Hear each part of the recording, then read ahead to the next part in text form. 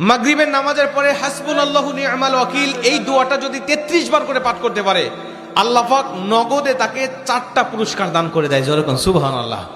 এবং এই পুরস্কারগুলো আপনি নিজের চোখে দেখতে পারবেন যে হাসবুনাল্লাহু নি'মাল ওয়াকিল এই দোয়াটা পাঠ করার কারণে আল্লাহ পাক আপনাকে কি কি বেনিফিট দান করেছে।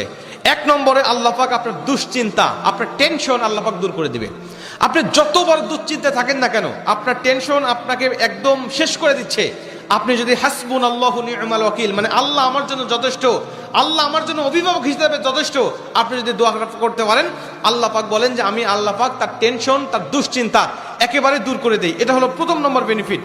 দ্বিতীয় নম্বর বেনিফিট হলো যে এই দোয়াটা যদি কোনো ব্যক্তি নিয়মিত পাঠ করতে পারে, রাসূল সাল্লাল্লাহু আলাইহি ওয়াসাল্লাম বলেন যে আল্লাহ রাব্বুল আলামিন তার বিপদ আপদ বালা মুসিবত আল্লাহ পাক দূর করে দেয়। এটা আল্লাহ পাক নিজেই তার জন্য সাহায্যকারী হয়ে যায়।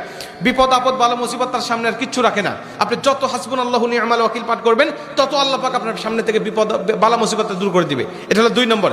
3 নম্বরে নবীজি সাল্লাল্লাহু আলাইহি ওয়াসাল্লাম বলছেন, যে ব্যক্তি হাসবুনাল্লাহু নি'মাল ওয়াকিল বেশি বেশি পাঠ করবে, আল্লাহ রাব্বুল আলামিন সে যদি কারোর দ্বারা জুলুম শিকার হয়ে থাকে, সে মাজলুম, তার উপরে কেউ জুলুম করেছে, তার উপরে কেউ কষ্ট দিয়েছে, তাকে এই কষ্টটা সে পেয়ে আল্লাহ পাকের কাছে হাসবুনাল্লাহু নি'মাল ওয়াকিল পাঠ করেছে, আল্লাহ পাক বলেন নিজেই আমি ওই মাজলুমের পক্ষে হয়ে যাই, জালিমের বিপক্ষে আমি আল্লাহ নিজের অবস্থানটা দাঁড় করা দেই। যেরকম সুবহানাল্লাহ।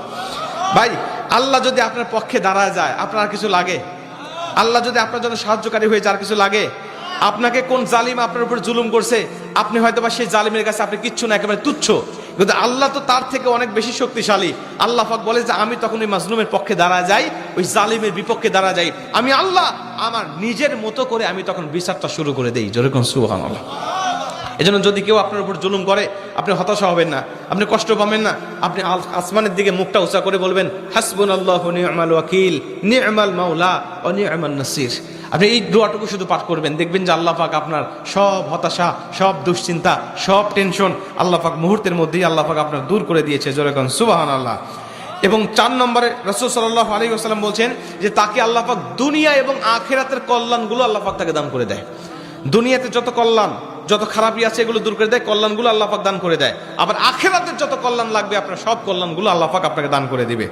আল্লাহ পাক আমাদের সবাইকে এই 4টি ফজিলতগুলো পাওয়ার আশায় হলেও আল্লাহ পাক আমাদের সবাইকে এই হাসবুনাল্লাহু নি'মাল ওয়াকিল এটা মাগরিবের পরে 33 বার, অনেক মুহাদ্দিস বলছেন ফজরের পরে 33 বার, যদি কোনো ব্যক্তি 11 বার পড়তে চায় সমস্যা নেই, কিন্তু 33 বার পড়তে পারলে সবচেয়ে ভালো ফলাফল পাওয়া যায়।